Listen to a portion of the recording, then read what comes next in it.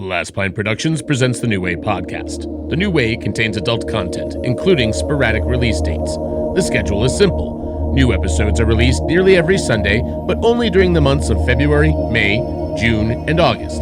The remaining episodes are released every 2.5 Sundays in March, April, July, August, October, November, and December. And, of course, we release one teeny tiny episode in January.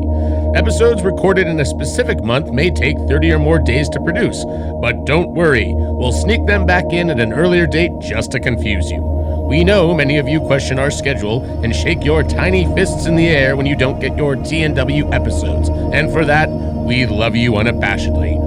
That's why, despite families, work schedules, lengthy text chains, and all of the beer, we still managed to produce 111 episodes for you this year alone. So, suck it, Trebek.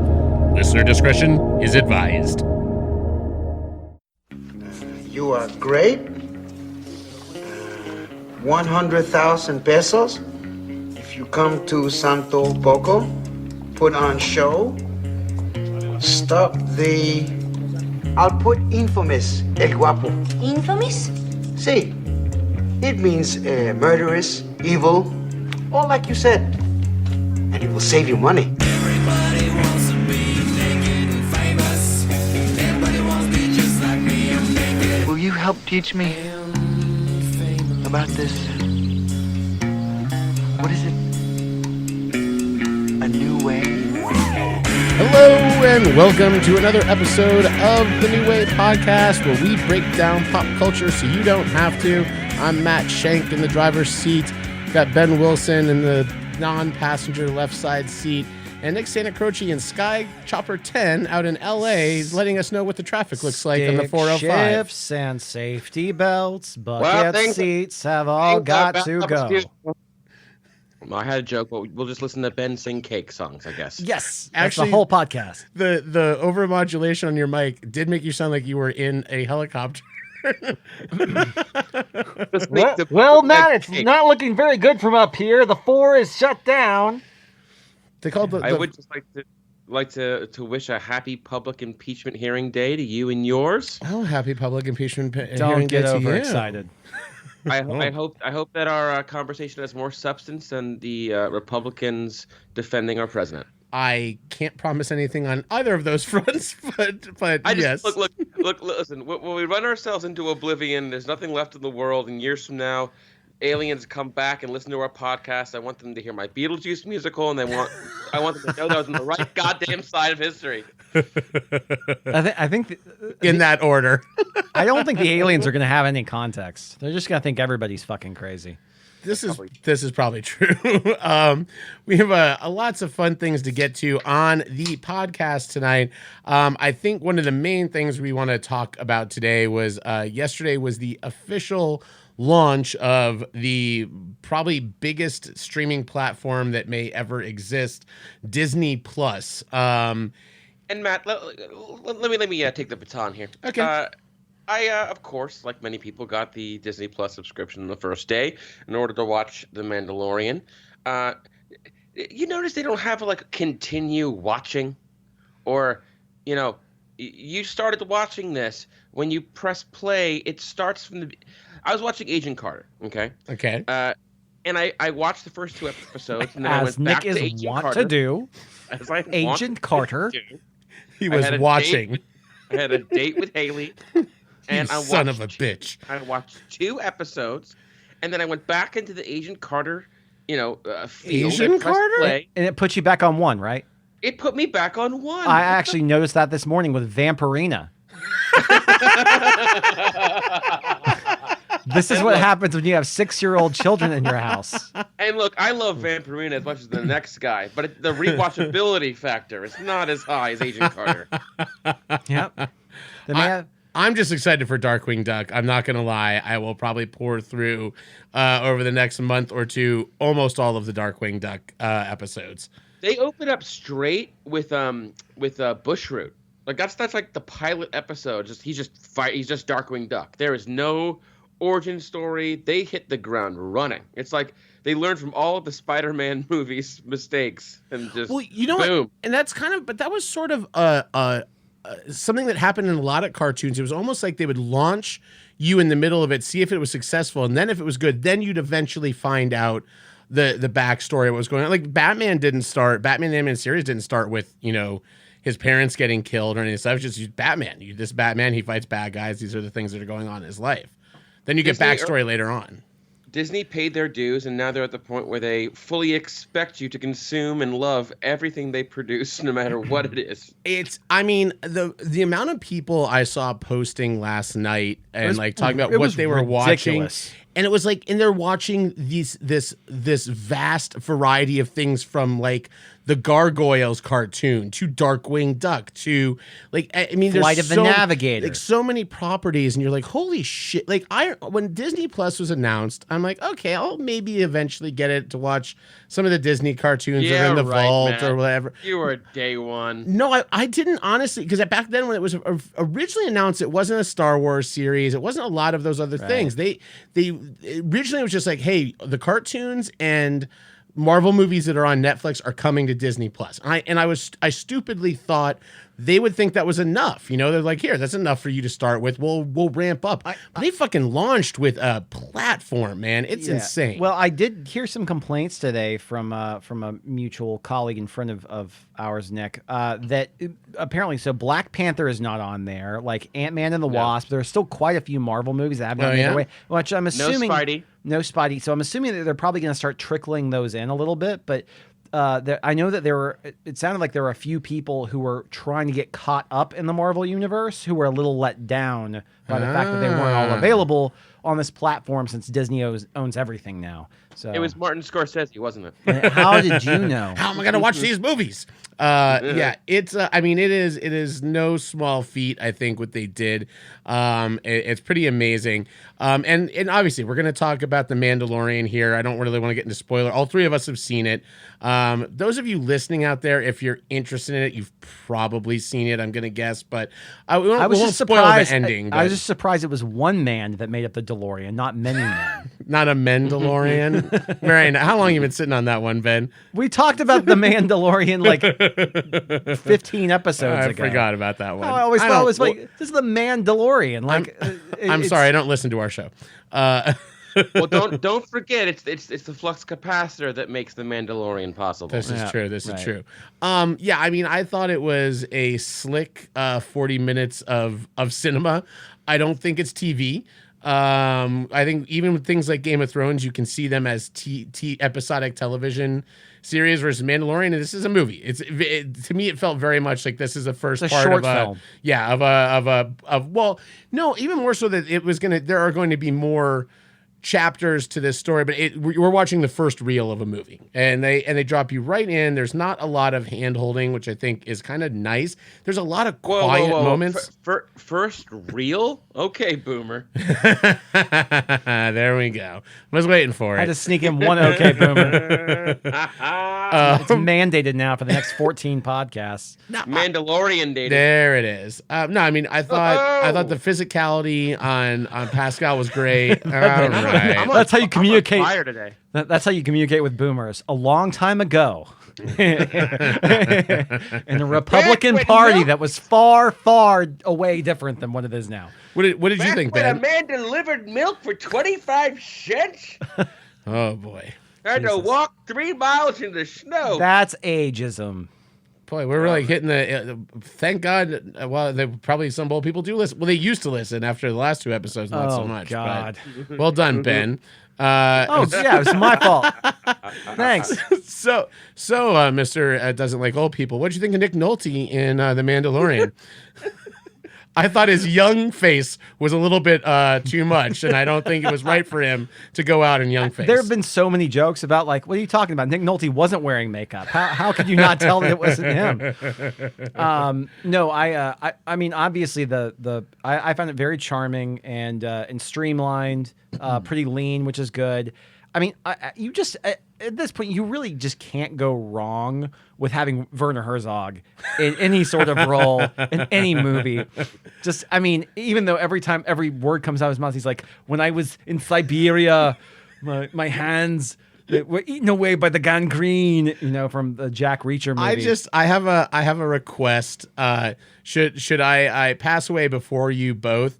I would like that my funeral is presided over by Werner Herzog, and he says a speech for me and describes my life in only the way that he can do it, because it's phenomenally amazing. No, Sorry, I I think I'm going to be busy that day. womp womp womp. Jeez Louise. What did you think, Nick? I have to wash my hair. But wait, I was just gonna say that obviously the running, not to get into it, but the running self-destruct gag was very that was one of those things that's like, it's a Star Wars gag. It felt real in the Star Wars universe, and it was actually also funny. So I was like, that felt like a very lived-in moment, like a very Favreau, completely understands Star Wars humor. It's a little cheesy, but it's just delivered and sort of like. And you know what I didn't know. So Favreau did not direct but he wrote and created. I thought he directed it, but it's the guy that did the Clone Wars series. He didn't direct any of them. He helped write almost all of them. But like Bryce Dallas Howard directed. She does one and Taika does one, Yeah. and then it's two Clone Wars guys, I think, split the other 4. Good on them. I mean, like getting guys who are involved in like the expanded or extended universe of Star Wars. Anyways, sorry, I didn't mean to cut off Nick. But you go. Who have done good work. And Ben, that is such a good example of the humor. That I said the first thing that struck me as, I'm going to raise an eyebrow, thinking maybe this is going to be something I'm going to be more into, was the music. Yes. The music was really good. It has a clear-cut theme, but the ambient music, you feel a little different. It got this twangy kind of science fiction guitar throughout. Western. Sergio Leone. Exactly. Playing up the fact that this guy's kind of an outlaw bounty hunter. It is very more Western than any of the properties. And I liked Rogue One. I've not really liked the new Star Wars films. It's been really hard for me as a Star Wars fan to muster the type of enthusiasm. He turned it into a Mandalorian droid. kind of like Sorry, you turned into a droid there for a second. self-destructing. Yeti Mike self-destructed.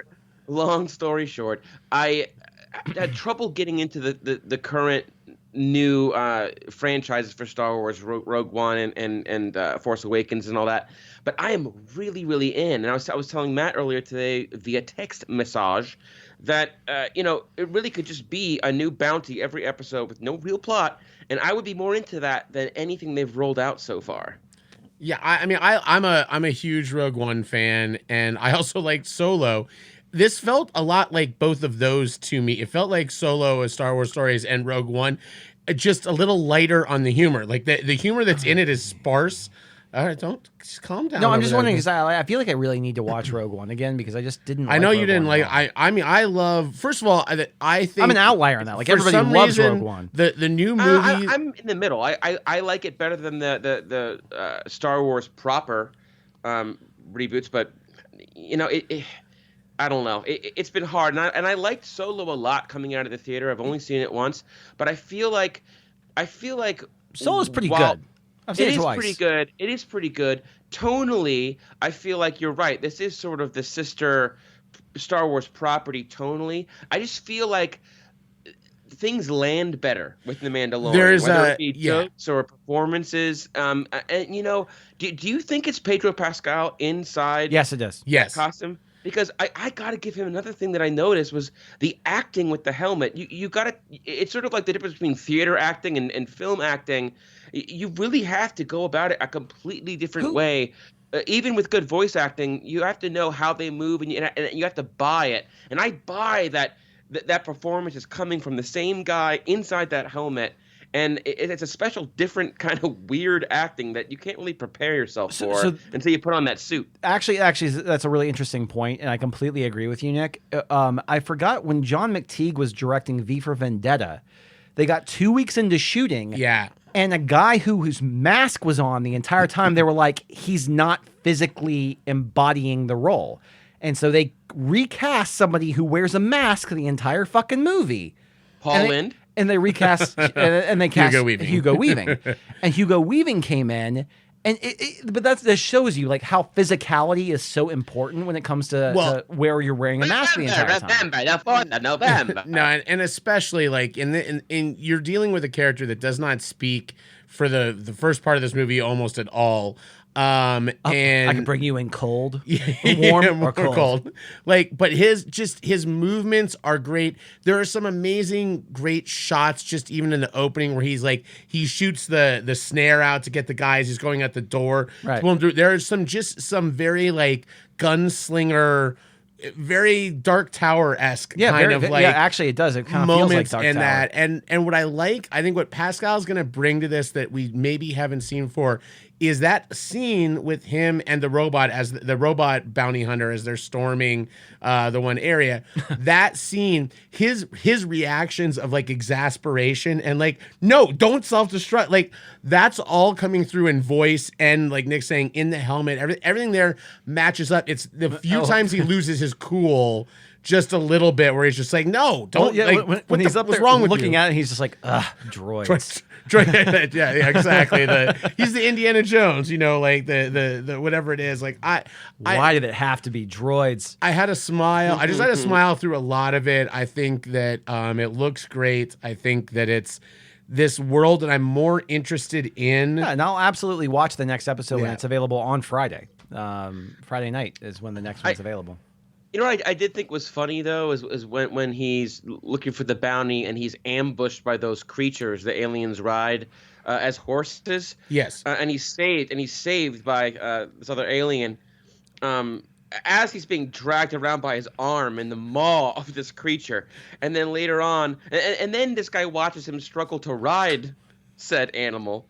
His first introduction to him is getting his ass kicked by the equivalent of a horse, a domesticated animal, and then he's like, "You're a Mandalorian. I've never seen a Mandalorian. If it's true, they say you'll wipe out that entire town." It's like, well, you didn't make a great first impression. That could be anybody under there. Well, and I like how he bitches at him because he's like, your people used to ride like some fierce animals. Like you can't ride these things. Like I think that's kind of interesting where you have, especially as we were just talking about ageism, you've got an old school guy and a younger guy that are in different things. If you're a Mandalorian raised on a certain plan to do certain things, there are going to be things you're not good at, and that's a trope of the Western too, of like the guy that can't ride the horse. Well, I think the whole point is that this is a dead. It's essentially kind of like what the Jedi are. Like the Jedi, when it comes to Star Wars, are kind of like a dying breed. They don't really exist anymore. Like a lot of people think that they were myth. Where obviously, like that's one of the things that I actually like about the prequels is like, oh no, this was like a full-fledged like society. Like there were people, and that this was kind of forcefully like extricated from history and all this other stuff, and it became this hearsay, became legend, which I don't necessarily, like buy in like a larger context, but I do like the big sweeping arc of that. I feel like what they're doing is they're setting up sort of a similar type of mythology around the Mandalorian. Like it used to be this code, there's this code, or there's this kind of race basically that live by this code. What is a Mandalorian? They're just like people that look like Jimmy Smith, right? They said race. Not Jimmy Smith. They said something about your race. And they're a people. They're a people. But they look like. Can they be Jedis? Can you have midi-chlorian Mandalorians? Oh my God, midi-chlorians. I can go all day. Damn it! I had something that popped in my head, but that just popped it right out. Sorry, that's okay. No, actually, I like the other thing they're setting up. This is post Fall of the Empire, so this is after Return of the Jedi. So I also like that you've got these guys that are still like holding. It reminded me very much of the Watchmen series, actually, of these guys in these stormtrooper uniforms, and the uniforms are all shitty and like mucked up. They're not like nice. They're obviously and new. like piecemealed together. Yeah. Like one was from like. They don't fit. Like what one arm is doesn't fit the other. They're holding arm. on to their old Nazi uniforms and still trying to like maintain some semblance of the Empire. There's some really cool stuff in there. I feel like there's going to be some interesting because that obviously I think that's also just great imagery, knowing that the Empire is dead and having him walk into the room and have all these people in stormtrooper outfits. I feel like there's going to be an interesting twist there at some point where it's like, maybe these are the guys who are actually trying, because obviously the droid was there to kill whatever. Not to spoil anything. But the droid was there for different reasons than Pedro Pascal's Mandalorian character was. Yeah. And I think there may be some interesting twist at some point where, maybe the guys in the Stormtrooper outfits end up being the good guy. I mean, you never know. Where's it going to go? We shall see. Those suits look especially rusty. Oh yeah, yeah. That was the point. They're all because they're old. They're old. They don't have They're piecemeal together. like an army cleaning all of their uniforms and stuff like that. They're living in exile, basically. Well, I'm simply adding to your thesis with some circumstantial evidence. There you go. Now, Nick, I have a very important question for you that is not Disney Plus related. I'm analyzing pop culture, so you don't have to. Well, I want you to analyze something. I don't know if you've watched it yet. Analyze what? Have you analyzed this, baby? Yeah. There we go. I saw him even looked. He literally looked down at my dick from his screen. I could see it happening. Now, Nick, have you watched the new and improved Sonic the Hedgehog trailer? Oh boy. Nick has gone into a state. Dramatic silence. Okay, next topic. That's it? No? Next song. Wow, okay. Next song. Next. All right, fine. So I did want to share one. Nick doesn't like James Marsden. Oh, yeah. He's racist against white people. We've known this for a long time. I did make it through my first cruise this past weekend. Congratulations. A bachelor party cruise. Nick, thank God we were not there. Yeah, thank God you guys were not there. I do not think you would have had a good time. Wouldn't have survived. I will say there was one really fun 2-hour stretch on the cruise. We were What docked. you told me about? No, we were docked. That shall not be repeated on radio. Yeah, I can share this one. No, we were docked at Nassau on our last day, and a bunch of the guys were going to go out to like Senior Frogs and shit, and I just had no desire.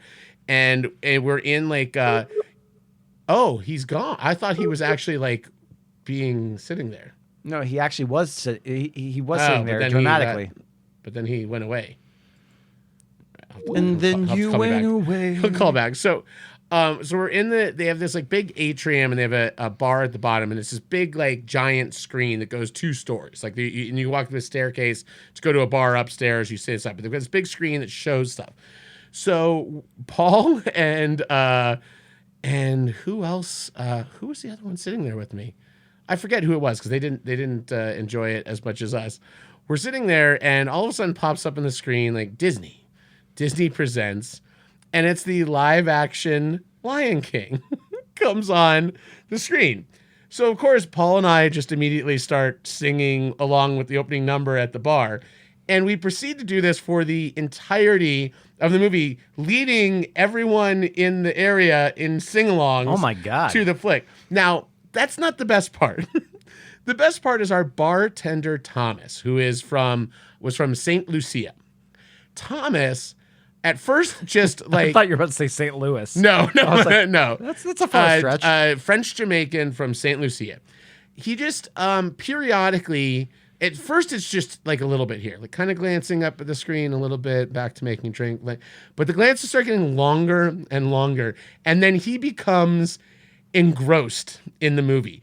He's never seen it, and he's just like literally at points staring at the screen and just pouring drinks that are spilling in his hand because he's just watching what's going on. And Paul and I are like, Thomas, have you never seen The Lion King? He's like, I don't think I've seen this one. And like we're like, you're not gonna watch this scene. It's a bad scene. Like, this is a really sad scene. It's like, you're gonna cry. And he goes, nah, they're fine. So he gets to the death of Mufasa, and he's just like, oh man, and then turns around and starts pouring a drink quietly at the other side of the bar. So he's like not looking at us. He watched the entire movie with us, and then it gets to Hakuna Matata. He goes, this one, I know this one, this going. So we all, along with Thomas leading us now this time, Nice, sang Hakuna Matata. And I thought that was a good lead-in for our topic. I don't know if Nick is. Let's try reaching back out to Nick. Coming back or not here? Oh, should maybe. Let's see here. Hello. Okay, sorry, I had to sign out. I realized I'd only watched the Sonic trailer 5 times today, so I wanted to make sure I. Oh well, we didn't go into Sonic. Oh, good. We still have Sonic to talk about. Well, I was getting right into our topic actually, but I can. If you would like to talk about Sonic, let's do it. right before I cut out, I heard you bring up Sonic, and I got excited. Oh, you froze No, you didn't. dramatically, No, and we- you wouldn't talk. And then we thought you were actually. Then it turned out you were actually frozen, but that was later on. You wouldn't speak. You didn't bring up Sonic the Hedgehog right before I did. cut out? Oh, no. So what happened is we must have cut out, but we kept getting his video feed for another like 20 seconds. So I got you moving, but you just went like this. got, And you were like, not, and we're like, well, apparently he's not going to talk about Sonic. Yeah. So I told an anecdote about the cruise. Oh my God. Okay, that's all he right, was so talking let's- about how let's their get- bartender on the cruise saw the Lion King for the first time. We'll get. Well, I'll tell him after. I'll tell him off here. All right. So tell us your thought on the new Sonic.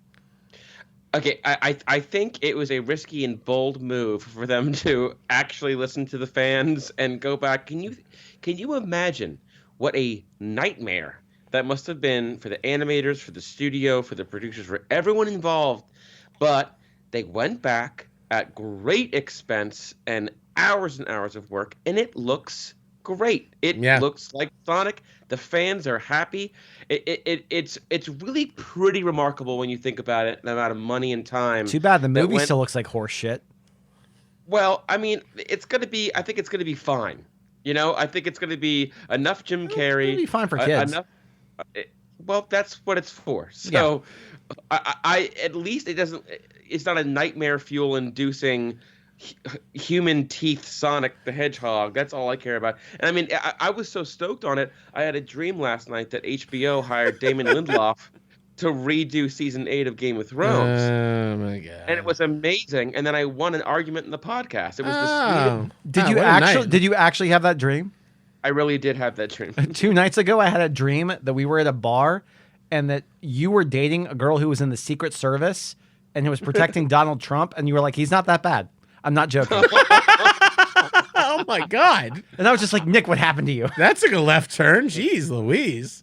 Wow. Well, No, man. I was hoping you liked the Sonic trailer. I didn't despise hold on. the other one. Can you imagine being Secret Service for Trump? Can you imagine that? Oh, I can't imagine that. No, What I would you don't. rather do? Reanimate Sonic the Hedgehog hair by hair for 5 months, or a week of Secret Service duty? Or what if once he's removed or is out of office, then you have to be the Secret Service agent? He's not even powerful. Okay. He's just a We civilian. got it. We got it. I don't know. It's terrible. It's a bad thing. You know, it's better radio for you guys just to go along. Let me pull my string and go. Oh, I wanted to keep on the Sonic thing for just a half second. No, because I was really. It is what it- I was really impressed with. I love Ben Schwartz's tweet. He had like a super passionate, like it felt from the heart tweet. It was just like, this is the new trailer. We have tried so hard to do something better for the fans. I'm so excited by the people that have been pouring their time and their hearts into this, and we want it to be good, and we're trying to make it good. Like I really felt it was not like a PR. Like Ben Schwartz isn't gonna get a shit ton of people to go watch the movie, but it's nice to see someone like standing up for kind of like the people behind the scenes on the stuff. I appreciated that. Yeah, Now, totally. this is gonna sound like a setup and a broken record going back to the GOT, but hear me out. This does kind of open a Pandora's box in a way. If this had happened before season 8, and Sonic makes, smashes expectations after horrible fan backlash, what happens after that? Because I feel like a precedent has been set with this. On the one hand, I love that they're listening to fans. It's so rare. I really don't like this line of conversation, but I honestly, to be honest, I had the exact. I forgot you guys can't handle hypothetical questions. No, I'm not. How about this? First of all, why don't you let us answer for a second, Nick? Calm down for a second. I do You think. can't open it with "I hate this." I didn't. line of questioning. I'm just. Listen, that's his opinion on it. First of all, I don't think honestly, it's doing it in a trailer state is one thing. I think allowing the public to rewrite your film it's the same. I don't like George Lucas going back and redoing his own movies. Thinking I don't the exact same fucking thing. Yeah, I don't want the people that want to go and erase Kelly Tran from Star Wars to get their way and be like, hey, guess what? We got our fucking Star Wars without this girl of color in it that we don't like because she's a girl and she's not white. Like there's a concern for me that I think it's the same as cancel culture. It's the exact same thing. I think there are ways to use it for good, and I think there are 1,000 more ways to make it way worse. Like, think about if someone didn't, like, if it was a property you really cared about, like the Ninja Turtles, right? Let's say people were just like, boy, the cartoons really sucked. I want more of the Michael Bay shit. That they need to go more back towards that stuff. And they all of a sudden they make a campaign and says, this is what we want, and they ruin your thing because they're the popular vote. It's dangerous. We don't know. Don't underestimate the stupidity of people. That was my point. Yeah. This is an example of maybe fan interaction for good. Yes. Because it does feel like Sonic now, and from a studio head and director's perspective, I understand the vision. It's in live action world. So we should make a more live-action looking Sonic. I don't think they could have possibly have anticipated the amount of vitriol and pushback. But the fact is, the design was kind of frightening. And so, yeah, it'll be interesting going forward because I believe that this really is a precedent that has been set with this. Truly. Yeah, and it's interesting what Ben said also, I think, in reminding us, that this is essentially supposed to be a movie for kids. It's not really. Sonic is not a game character that's popular amongst kids nowadays. It's cashing in on the fact that we're talking about it because it's Sonic. It's trying to repopularize. It's obviously for kids. So as a studio, they are beholden a little bit to say, yes, we're doing this for the adults and the people that remember this character, because otherwise the design doesn't matter. Design could be a blue. It could look like a tribble. The kids are going to go see it no matter what. They're trying to get the adults. That loud, angry faction that feels like something is sacred there, and there's nothing wrong with that. There's nothing wrong necessarily with that passion. Again, I actually agree with you. In this case, it was probably done for good. I mean, but then again, we're talking about a medium where it's a family-friendly film and property where it's an animated character before the movie's ever released, being retroactively designed. It's not like they're taking parts out of the movie. They're not changing the script. They're redesigning the character. Yeah. It could be used in a lot more dangerous and potentially ways where you're damaging art in other ways. And that's the revisionist type of shit that I really hate, when people are just like, we take this out of the movie, take this out of a movie. Let's redo everything.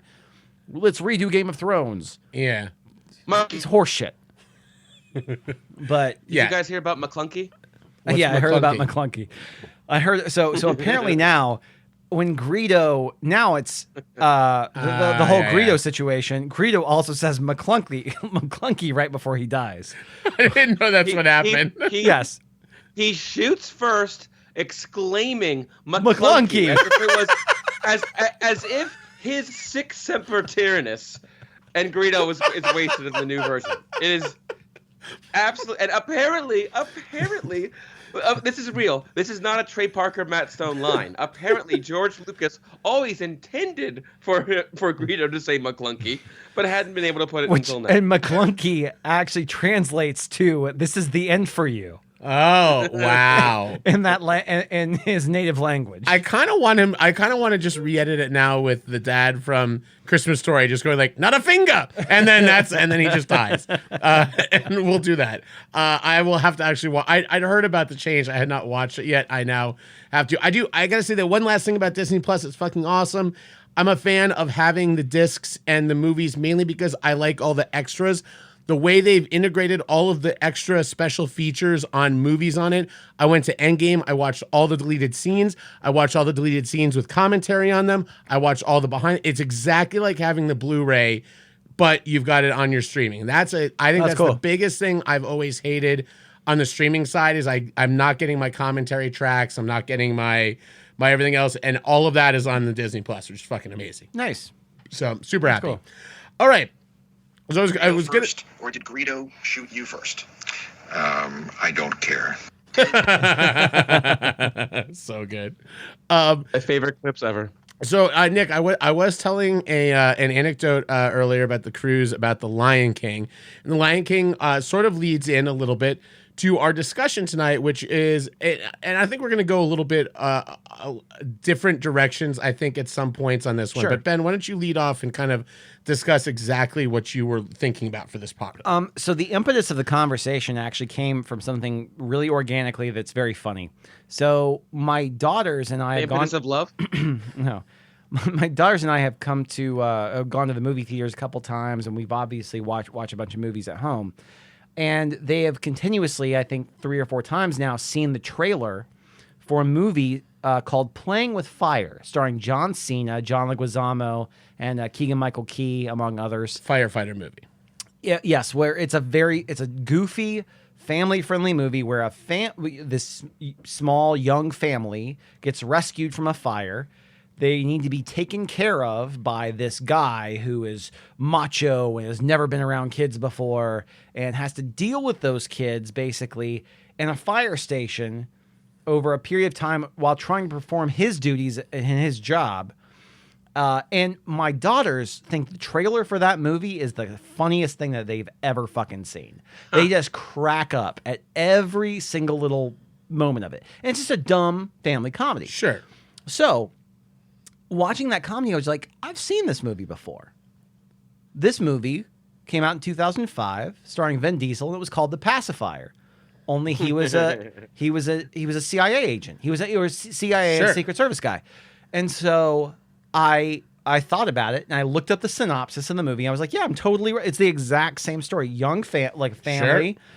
He's basically their caretaker for a short period of time. He's this macho guy that's never had to deal with kids before. And so I show my girls The Pacifier. I rent it for $2.99 on Amazon or whatever. And of course, they just go bananas for it. They think it's the coolest thing. And they're like, is this just going to be just like, is Playing with Fire going to be just like this movie? I was like, it's going to be the exact same movie. I've seen that movie a couple of times before those two versions of the movie. Do you know which ones I'm talking about? I believe one starred Mr. Hulk Hogan. Correct, Mr. Mr. Nanny. Mom. Mr. Nanny. Mr. Mom. No, Mr. Nanny. Mr. Mom is m- Michael Keaton. Michael Keaton, that's different. But that's the same thing, though, isn't it? No, That's like the Mr. incompetent Mom's- dad. No, so Mr. Mom has been remade as well in Daddy Daycare and all the ones where the dad has to take care of it. There's a specific bodybuilder type guy, also done in Kindergarten Cop. Kindergarten Cop. There's the other always one. the wrestler or giant guy du jour goes on and interacts with kids in a comedic way where he's got to protect them from whatever it is.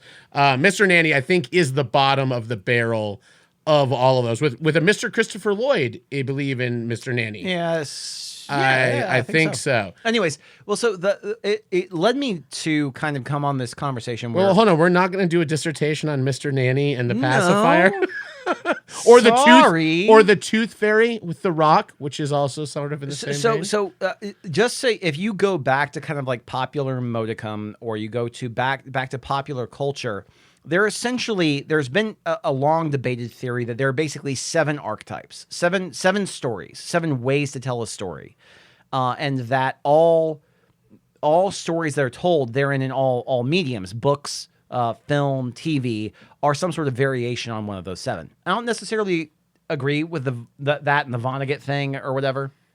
I think that there's definitely variation, but I do think it's interesting that we as a culture with movies have had the ability to generationally and even sometimes multi-generationally make the same movie over and over and over again with just a slight twist and a slightly different circumstance. And Sure. that's what I wanted to bring to the forefront. And my whole task was I was thinking, what are 2 movies? And I did my best to think of 2 movies that are kind of way off the spectrum from one another, but are pretty much the exact same plot. As opposed to kind of those types of things where it's like every single one is a new generation, Yeah. where you move from your Mr. One, and I think I think there are a couple of offshoots of this thing that we can discuss. And I think you're in a very specific one, and I want to spend most of the time on it so we can kind of quickly go through. I think there are 2 subsets of that. One are what I call twin movies, which is basically two movies with such a similar plot that such a similar theme. Danny DeVito and Arnold. No, not twin movies about twins. I'm talking your Dante And twins. I like it. Your I like the Dante's joke. Peak versus Volcano. Yep. Your Armageddon versus Deep Deep Impact. Impact. Right there are movies, and they often come out in the same year. It's very clear that a studio head crossed studio, and they basically we got a movie about an asteroid, and they write very different. Deep Impact is a completely different movie than Armageddon, even though they're both about an asteroid coming to destroy the Yeah, it's Earth. still worth a mention, but I obviously we're talking about I'm thinking about thematically movies. No, and that are that's what I'm saying. Yeah, and there are. I was just kind of off the top. Matt, we have gone on the same blogs. It is kind of crazy. Yes, it's not the same movie, but 1998, Armageddon Deep Impact. 1995, Babe and Gordy. No, but see, you don't, 2006, The Prestige and The Illusionist. Now, I understand, Ben. This is not exactly what you're saying. It's sort of it's great though. What's the word for it? Every major religion has a flood myth, even though they were separated by continents, no way to visit the other. There is this sort of there is a phrase for this, right? It's not accidental though, because what happens is there's this floodgate that opens in Hollywood.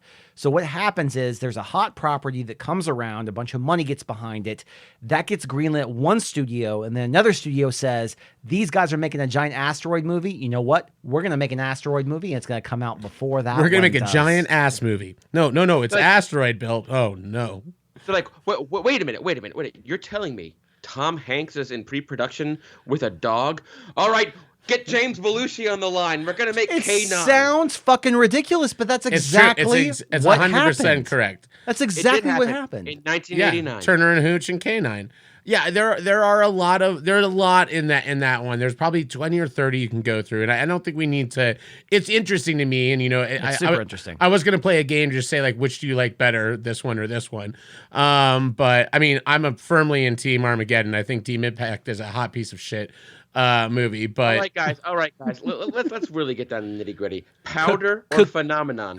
okay, Phenomenon is the worst fucking movie that is. Do you know my hatred for that fucking movie? I don't know your hatred for that movie. And movies should be called Tumor because it's about a guy with a fucking tumor. All of the ads make you. I'm spoiling it because it's a fucking shitty movie. They give you all these commercials that make it look like he's a superhero and he's got powers. So we all rent this movie in high school, and it turns out it's just a movie about John Travolta's got a tumor and he dies. That's oh my the movie. God, you would have thought he was talking about Jon Favreau in The Lion King. Fucking despicable movie. God, I hated that movie. Do you guys? Meanwhile, Powder's actually a great movie. Powder's awesome. What were you saying, Nick? A funny story. Yes. Yes. Your uncle worked on Phenomenon. I'm gonna something like a phenomenon. I'm gonna put my soul here for a second, okay? Oh wait, shit! It wasn't Phenomenon. It was Michael when he played the angel. Yeah. That's a different movie. Never mind. I'm gonna save this. It's really embarrassing. I'll save it for our angel podcast. Yeah, actually, we could do a religious movie podcast. I'm all on board for that. I thought you were talking about the TV show Angel from the series Buffy. Now, I think there's another subset that's kind of interesting, and I was thinking about it with Lion King, actually. So Lion King is Hamlet. Sure. It's a very thinly veiled version of Hamlet, but it's Not very thinly veiled. not that much. Timon and Pumbaa are fucking Rosencrantz and Guildenstern. yeah. There's a lot, and I think the Shakespearean Pumbaa is literally ham. This is true. That was really silly, and it made me laugh. Sorry. The Hamlet. You got me. It did it. Finally did it. No, I'm a huge fan of modernizations of Shakespeare that are not.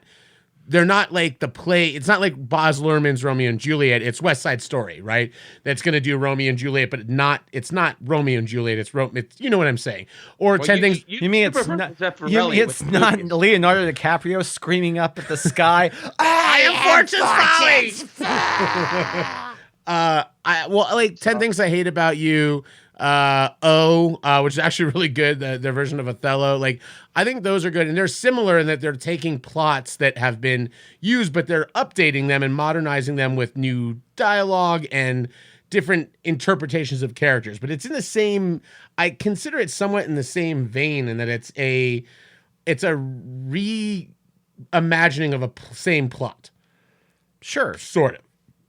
but once again, that kind of brings us back to that sort of thesis that all of these stories, when it comes down to actual what their structure is, and I won't say plot, because I think plot has a lot to do with what the surrounding material, what the circumstances are, who the characters are.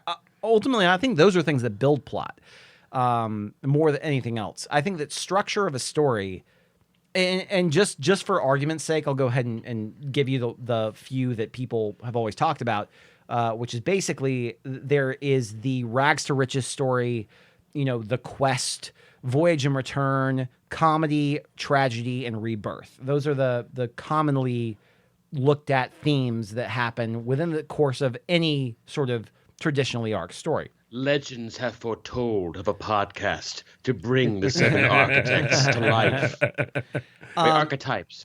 Damn it. Yeah. But anyway, so while most things do fall into that, I find the conversation more interesting when we talk about movies that are real true sister pieces to one another. And so I'll bring up one that I thought of. Is this the one that has the 5? Because I'm pretty sure I know your 5-time one. Well, so actually, one of the ones that we talked about earlier, I think, just in the text chain, and this is not even one I want to really bring up. I don't know if we did actually. So a lot of people, when Avatar came out, people were like, Avatar is the same as Dances with Wolves, and a lot of people were like, and Ferngully.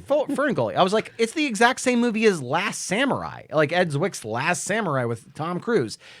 What it is it's about a flawed character who finds themselves on the bottom of a barrel, who's picked up by another race or culture, assimilates with them, and ends up fighting oppression on behalf of that culture. Also Enemy Mine. Also Enemy Mine, yeah. Actually, that's a really good one. Oh, shit. I didn't even think about that. Wow. So... Is that the place where you make the pottery? What? Enemy Mine. I don't get that. What's the pottery? What's it called? What's the real place called? Color Me Mine, fool. No, it's Color Me Bad. Wow. All right. Wow. All right. Well, now we've all made each other upset. Where's my color? Where's the Color Me Bad drop on the soundboard right here? Yeah. That No was kidding. alright.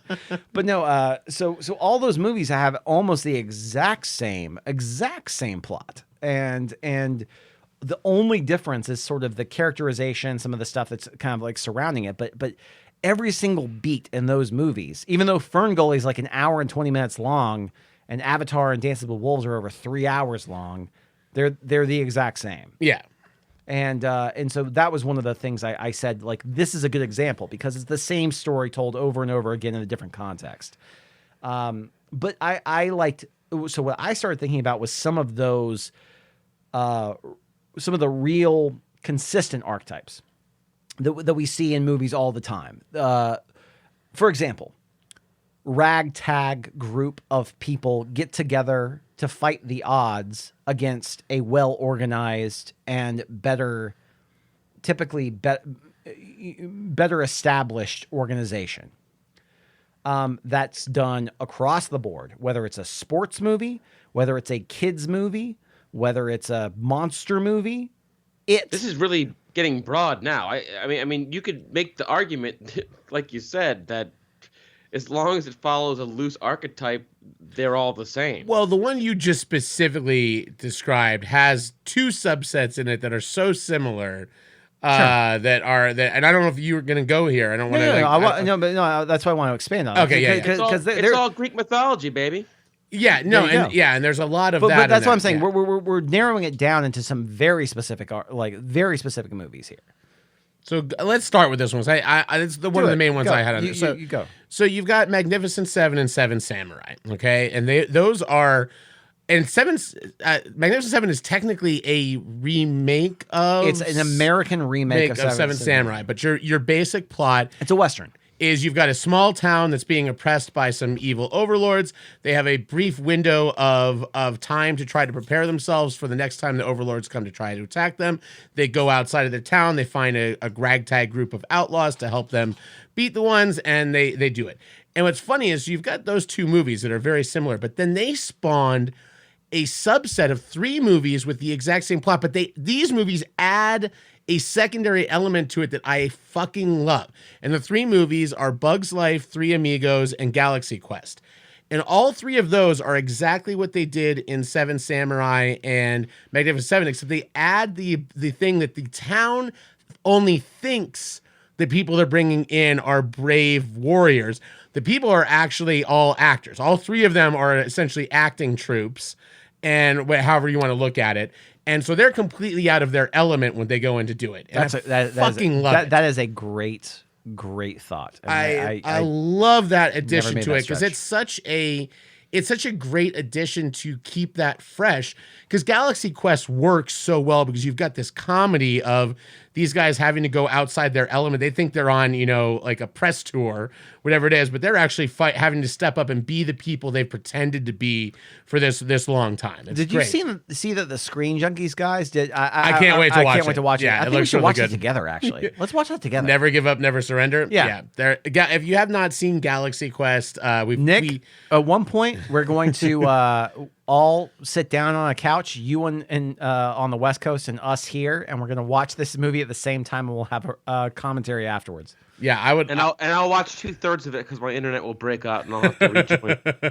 Well, we'll get there. We'll figure it out. Yeah, I think that's and I think that's what's really interesting about storytelling, and what keeps things fresh is that, and also why something like Avatar feels so failed and stale to me is that there are ways to do stories that have been told before, but put fresh spins on them. And even all of those ones, they do them in different ways. Bugs Life is very much Three Amigos is Galaxy Quest. Sure. Bugs Life and Galaxy Quest came out the same year. They both are 99. Like it's insane. Like, yeah.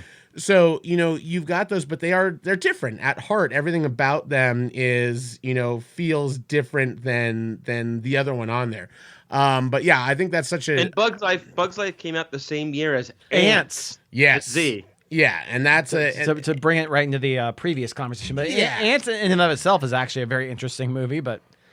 yeah, we won't talk about any movie today. with Woody Sylvester Stallone and Woody Allen as your 2 main protagonists is just kind of crazy. But Jeff Goldblum would be a fan. Jeff? Oh yeah, he likes the Woody Allen. Yeah, he's catching major fire on the internet for supporting Woody Allen. Pop culture, so you don't have to. I'm still super excited to watch his show on Disney Plus. But nice. I'll watch most anything with him. So what else? What do you have on Nick? What are some of the ones you were thinking about? It's just Jeff Goldblum stuttering for half an hour. And I have no problem with this. Yeah, I watched his things where he cooked with Bryce Dallas Howard and dropped everything on the floor, and I'm like, this is genius. You showed me that. That was pretty 10 good. more hours, please. Sign me up. Did you have any ones that you want to talk about on here, Nick? The first Marvel movie, Marvel had exactly the same plot. I'm sorry, you broke up a little bit. The first Marvel movie and a Marvel movie way down the line had the same exact plot. Howard the Duck and Thor, and an alien, fish out of water, stranded on Earth, attracts evil aliens from another planet to be fought on Earth, all the while winning over an unlikely love interest. Yes, but one has Tim Robbins in a plane. That's true. Yeah, so obviously it's better. Yeah. No, that's a good one. I actually would not have put that one together. That's actually really smart. Yeah, I like it. It's like beat for beat, but there are no naked ducks in Thor, unfortunately. That's why it's not as good. If only. I mean, Striptease and Showgirls came out 96, 95. Ed TV and The Truman Show. I mean, yeah. Well, Ed TV was obviously like I think a little bit of a sort of a reactionary. Yeah, so sometimes they're a little more obvious, but a lot of times they're in the same exact year, and it's crazy. And that's kind of what I got fixated on when I was looking around the internet and stuff. But I would also say, you said that the sports movies are really hard because to be different, it is that. It's always the ragtag group that overcomes and beats the better teams somehow. I mean, like, you have your obvious ones like Bad News Bears, Mighty Ducks. You know, Same thing. Yeah, Movie. it's the exact same movie. But you got Rookie of the Year and Little Big League, which are kind of similar-ish. Kid becomes in charge of baseball team or becomes head of baseball team or whatever. Those were kind of interesting. I was always more of a blank check man myself. I remember Blank Check. Blank Check's good. Now, what about where do you guys fall on vice versa against versus Like Father, Like Son? Do you know either of these movies? No. These came out right on the heels of Big. You've got Vice Versa, which is where Judge Reinhold and Fred Savage change bodies. And Freaky you've got Friday. Like Father, Like Son, where Dudley Moore and Kirk Cameron change bodies. Oh, I remember that one. Yeah. So when did Freaky Friday come out? Well, there was the original Freaky Friday was way back in the day. Way back. So that was even before all of that. That's the OG. So a lot of body switching movies were popular plot ones on there. So Oh, I got one. Herbie the Love Bug and Child's Play. what? Wasn't Herbie? Didn't Herbie get possessed by a? You mean Carrie? Somebody? No, he means Herbie the Love Bug, like the car. But it didn't kill anyone, did it? No, he was literally possessed by. It was a joke. It's like whatever. No, whatever. It was a joke. But so here's actually kind of a game that I thought I was going to come up with, because last night I was sitting with Beth and we were talking about like certain archetypes, and so I think it's kind of funny because we would name an archetype and then try and come up with the movies that fit that archetype. I like this. So here, I'm going to explain a scenario, and I'll let you guys start out first, and then I'll throw in some if there's some that I've already thought of, just because we had the conversation earlier. Okay, so here's one. Guy or girl meets person of opposite sex or same sex under false pretense, where, in order to create some sort of romantic attraction, where small lie compounds and continues to compound until a breaking point, at which point they have to reconcile at the very end, and then all things are good at the end. So every romantic comedy ever created, ever and all time. Well, maybe, kind of, but... that was definitely every single episode of Saved by the Bell. I mean, You've Got Mail is that's a good 100% one of yours. Let's see what. Well, I mean, Sleepless in Seattle. Sleepless in Seattle. Well, yeah, because there's the kids slide. Yes. Aladdin, correct. Aladdin, perfect. That's a great one. And that was actually the one I wrote down. Was Aladdin. Tootsie. Just One of the Guys. Perfect. Both of those. Great movie too. Oh, Just One of the Guys. Soul Man. Soul Man. Well done. Well done. Oh, well done. That's 2 episodes in a row we brought up briefly Soul Man. It's going to be 3, baby. It's going to be 3 next week. That's for you, C. Thomas. Yeah, there's too many. All right, I'm going to give you a more specific one to see if you can peg the 2 movies that have this. This is a more specific plot, so it's not fair. It's a little off. I'm cheating your game a bit. Okay. I just so I can give you something to play off of, but then we'll go back to your version, which is a little broader. I like it better.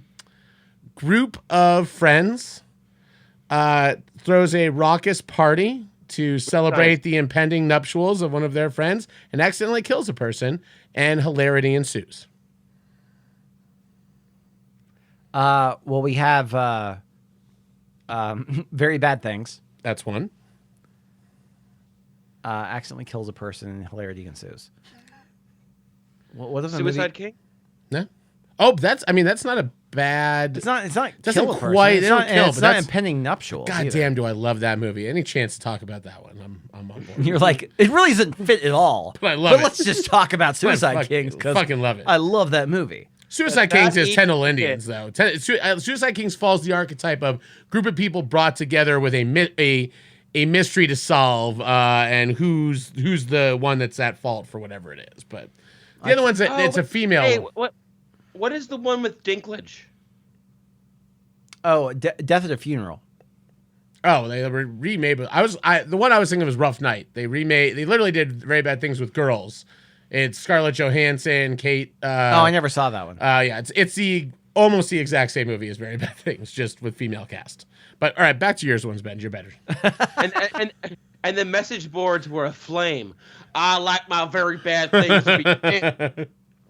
I'll give you a plot. It's about Wyatt Earp and the OK Corral. Name the 2 movies. Name the 18 movies. One of them's really easy. Wait, is it called Wyatt Earp? That's right. Oh my God, you win. Imagine that. Is one called Tombstone? Yep, and that was released the same year too. Yep. No, Wyatt Earp and Tombstone did not come out the same year. They're within a year of one another. 2 years. I gotta look these up. They're real close. Okay, well, because I think Tombstone was 91 or 92. Tombstone is 93. Oh, maybe you're right. Wyatt Earp is 94, so they were within a year of one another. Within a year, you're right. Okay. No, we were both wrong. That really better. I could have sworn that they were a couple of years apart, but maybe just time went slower back then. Okay, so here's another fun archetype. A thing that you've seen in tons of movies. Oh shit! Here I wrote down. I have it's to. all nature to you. The plot. This archetype. No, because I had a few that were dancing around that we talked about, and I was just like, I want some that are broad enough or whatever that. Okay. So here you go. So a person is tasked to do something by like a government or an agency that you think that they're doing a good thing or whatever. They are put together with a partner to do this, in order to overcome some sort of accomplishment or whatever. They get to the point where they find out that the person who is working against them is their partner, and the finale is them working against their partner in order to, there are thousands of these movies. By the way. Yeah, you find out the partner is actually the bad guy. The partner is the bad guy. Yes, that's classic. It's a classic. It's a classic. GoldenEye. GoldenEye's a good one. Along Came a Spider. Ooh.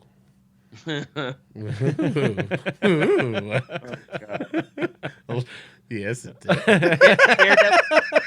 Daredevil season 3. Yeah. Oh wow, that's good. That's not bad. That's a good traitor movies. I'm gonna cry now. Revenge of the Sith. No, that doesn't really work. I don't know. You were the chosen one, Anakin. You were supposed to be my brother. It's supposed to be a twist. He killed the younglings. Don't forget. It's a pretty big twist when your hero kills a bunch of kids. Angels and demons. Ugh, I don't want to talk about that bullshit. Fucking only 2 2 Tom Hanks movies I won't watch. But there are lots of them. Yeah, there's a gazelle. Oh well, and it's funny because now we're getting into. There's also just character archetypes you can get into, which and it doesn't work for the whole plot convention, but one of my favorite character archetypes is the What lies beneath. No. There you go. The foe, or that, not even the foe, but the antagonist who winds up actually being a good guy and usually winds up sacrificing himself. Almost always winds up dying for the greater good, even though they're the one that you hate. That's the Boromir, the Snape, the Vader. Yeah, I think Vader qualifies. Absolutely, Vader. He killed the Emperor. It's true. He did. Yeah. Spoiler alert. So anyways, are there any two? And you mentioned Lion King, but before that was also an adaptation of Hamlet. What's that? Kimba the White Lion, the Japanese this is true. Animated film. Well, they before. There was a lot of redoing of Hamlet with lions around that time. Yeah, no kidding. So, but my other question is, I was trying to think of, are there any 2 movies that are maybe in different genres, completely different sort of sectors, that aren't commonly thought of? And like I think you did a pretty good job earlier, actually, I think, Nick, coming up with one that kind of crosses some of those boundaries where you're pretty much getting the same beats, even though they might be. Because one of the things I came up with earlier, and I was thinking about from that kind of the odd ragtag group thing, was I was like, whoa, oh, that's it. So I was like, it and the Goonies are kind of close to the same movie, but they're just completely different genres, and they got completely different kind of nefarious villains.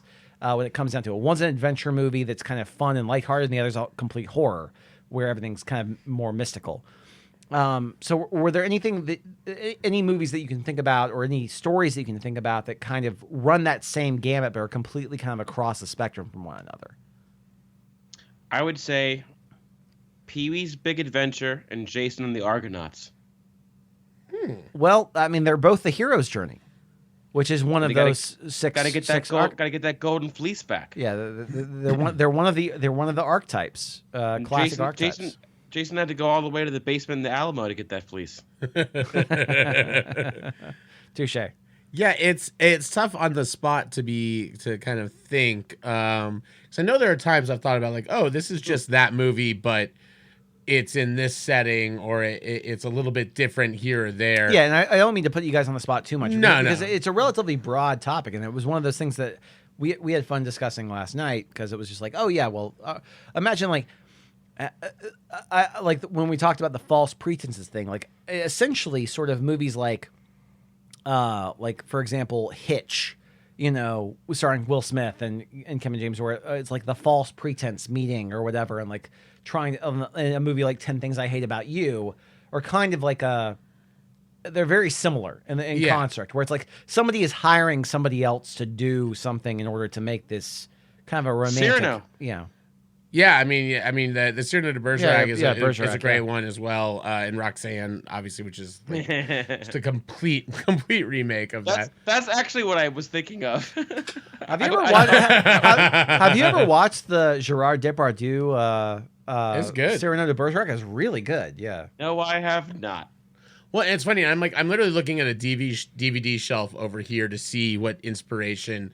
I find New Hope and Force Awakens are the exact same movie. there it is. Touche. Well, how about how? So Sorry, I felt like we're losing steam. I'm trying to come on. All right. Let's go. Well, let's talk about let's the archetype of the manic pixie dream girl. So you look at something like Elizabethtown and Garden State are almost identical movies, except one's much better than the other. Although I'm not super big fan of either.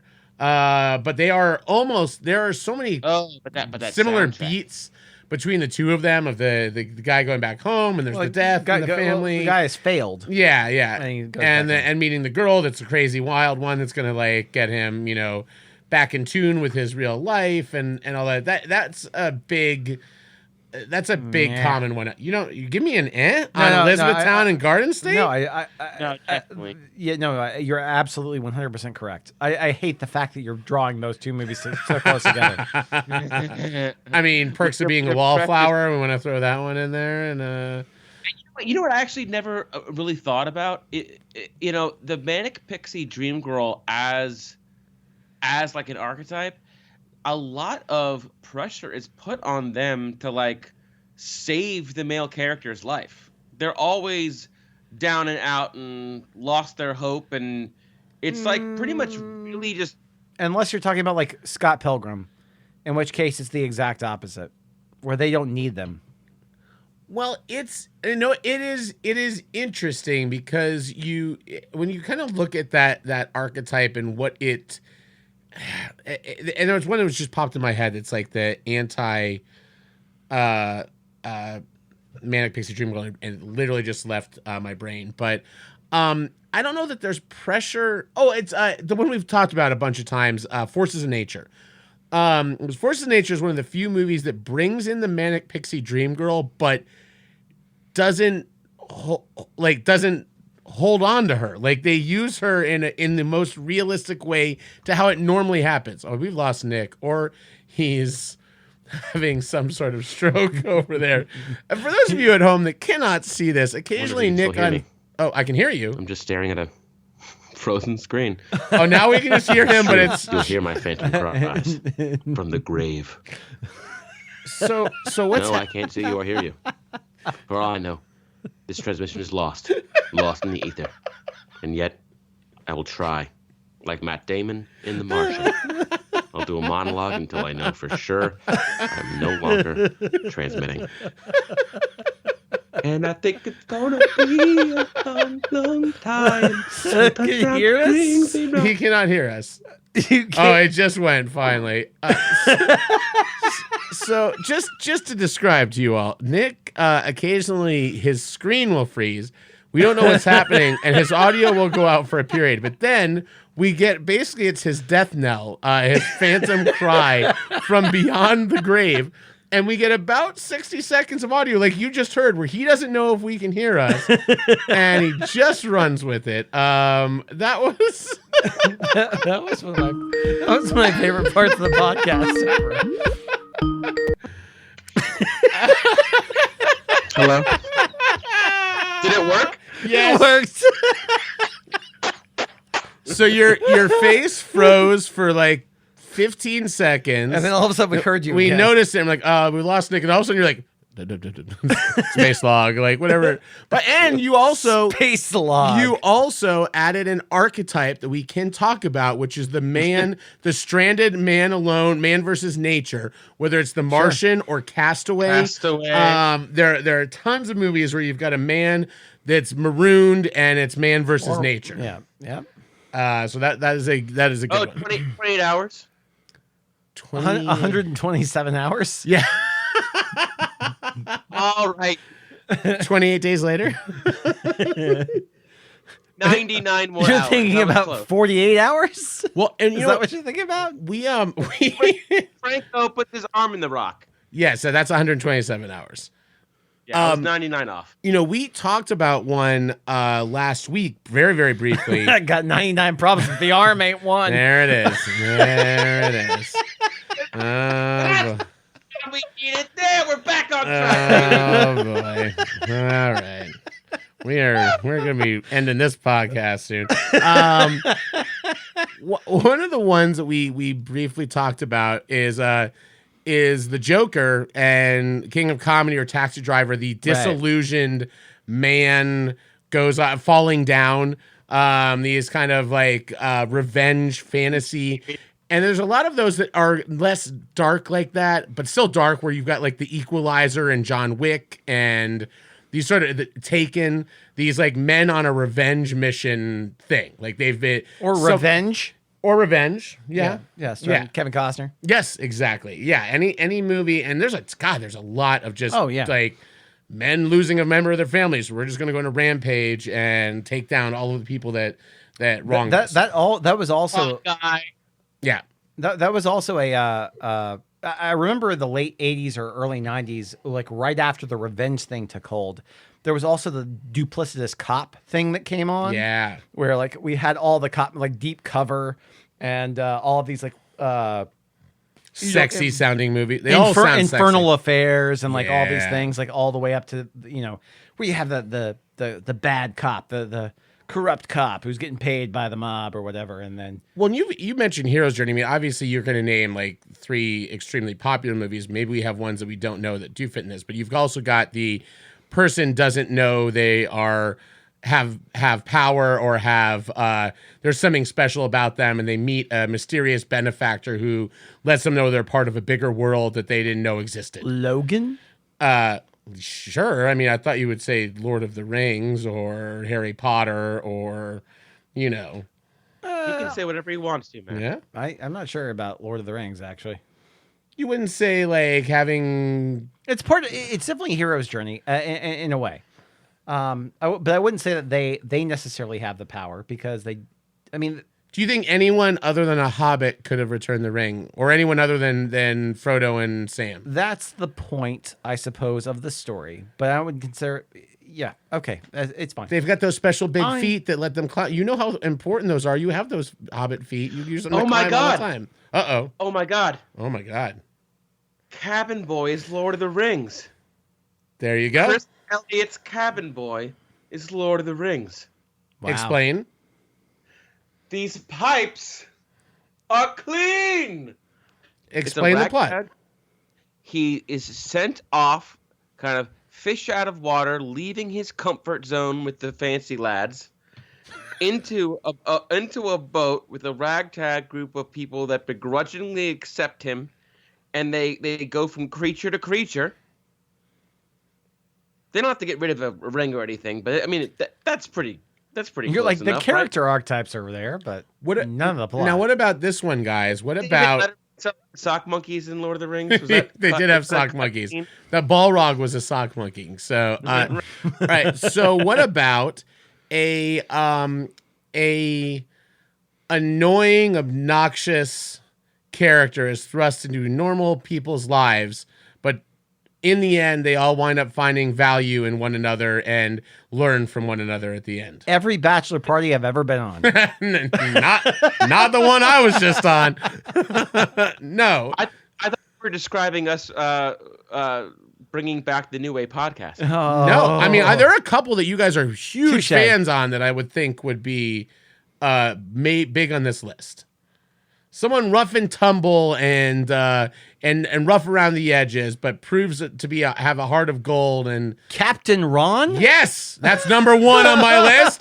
Number 2, man with a hat, big shovel, Uncle Buck. Uncle Buck. Uncle Buck and Captain Ron. There were a ton of movies in the 80s that were the even though slubby... Uncle Buck came out in 90. Yeah. I mean, and Captain Ron was in the 90s too. But like, I think those were always, as a kid, those are great movies because it's always this like ridiculous, slobby, whatever. I'm just glad person. I got Captain Ron. I'm super excited you got Captain Ron. Never heard of it. As soon as Nick said Cabin Never Boy, heard of what? Captain Ron? What? Oh my God. To quote, oh my fuck. Oh no. The infamous Kurt Russell and Martin Short starring opposite one another in the greatest seafaring movie since Cabin Boy? Wow. Holy cow. Captain Ron. Sir, you must catch up. That got me another idea. Hunt for Red October and Down Periscope. Actually, I think it should be. What was the movie with Denzel Washington and Gene Hackman? Crimson Dawn. Crimson Tide. Crimson Tide. What's Crimson Dawn? The Alabama Crimson Tide. No, What's that, Nick? No, he's frozen. It means he's going to come back in a second. Yeah. Hold on, wait for it. Wait. But no, it was Crimson Tide and Hunt for October. Were the two. Let's wait for Nick. Nick's probably not coming back on. Let's just boot him for the rest of the podcast. He's just like... that Los Angeles Wi-Fi sucks. I'm going to shut him down. Try to get him back as we close up here. Did you have any other big ones on your list you want to go over?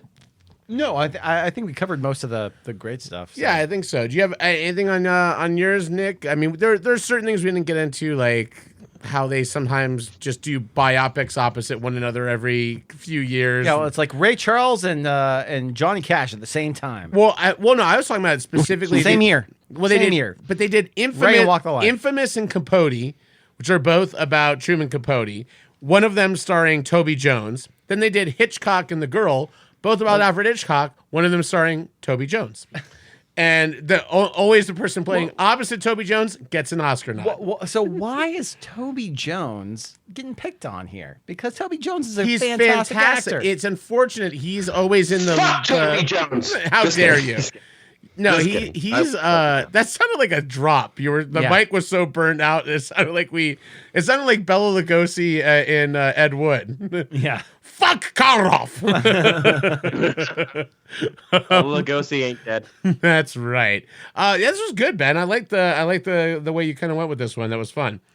I just thought it was interesting. It's one of those things that always perplexes me because we always repeat ourselves. And we seem happy to repeat ourselves. It's do you want him to repeat himself, Nick? No, it's I got it's comfortable. I got it. It was very, very funny. It's comfortable though. Like it is there's comfortable. Comfort in that. It is comfortable. But I think the thing that we like is when you take these common archetypes and you place them into some sort of new medium in a way we've never seen them before. And that's where innovation comes from in filmmaking. It's where it comes from in storytelling. I think is where we see these things in new areas, and that's what we continue. I think we were all probably similarly critical of some of those things where it was the copycat. Like it was like, oh, we're gonna do this because they did this, or we did this because they did this. I think in my opinion, the whole point is that we're fine doing the same story again, as long as the plot, what I think makes up the plot, which is the characterizations and everything that surrounds it, are completely different and unique. Yeah, and I think also and that is why Vampirina is the best offering of the new Disney Plus streaming service. She may have fangs and pointy feet, but they're not so different underneath. God damn it, Ben! You couldn't be more right. Could not be more right. No, I think though I also do think there is room for, because we've had this argument. We had this argument over The Lion King. I also think there's room for just watching new people do things, and even if it's the same plot, if there's good actors behind it or fresh performances, it's just like watching a play being redone or a revival or whatever. Did you watch the Screen Junkies honest trailers for Lion King? Where yes, it's like, yeah, but it's different when they can't emote. yeah. I watched it for the first time on this cruise and just sang along and enjoyed the original movie because it is literally all the dialogue, everything is the exact same thing, exact same movie, only with photorealistic animals that can't emote. But I liked looking at the vistas. I liked creatively bankrupt. I liked looking at the vistas. I liked listening to the music. Creatively bankrupt. Well, I'm creatively stunted. And I was on a cruise and drunk at noon, and it was great. So I enjoyed it. I wish I had been on. I sang with the entire lobby of that cruise ship. It was wonderful. I led them in a rousing Hakuna Matata. Matt. Yes. I disconnected again. Shape of Water and Splash. Oh yeah, they are 100. By the way, they are the same movie. They literally, the last shot of the movie is the exact same thing of getting the kiss underwater and then being able to breathe, and they're running away from the government men. Yep. Yeah, it's that was buried on my list. That one in California and Natural Born Killers, but they're both about the same. They're both about the same, inspired by the same true story. Yeah, so they don't really count. Awesome. That was good stuff, guys. We may be off or so for a few weeks here as we get into the Christmas season. You can look for episodes as they come up. We finally did get our Halloween and our batshit crazy movies episodes up. This one will be up shortly after those. So you'll have lots to listen to, and we'll try to get a few more out to you before we get to the end of the new year. We want to thank you so much for listening to the New Wave podcast, and we'll talk to you next time. Cheers. Wait, guys, barbershop, ready? Cheers. It's gonna be a failure every time. First of all, you won't want to put me at the end of that. You start me. All right, you go first. You go first. Cheers.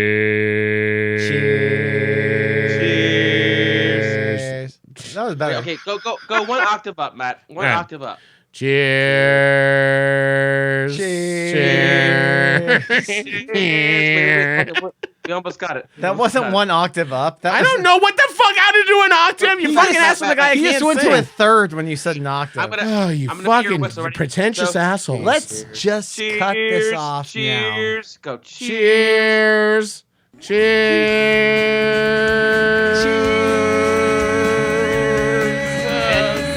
And you're flat. That was all right. I wasn't flat. All right, we got it. Talk to you next time. Bye. Bye.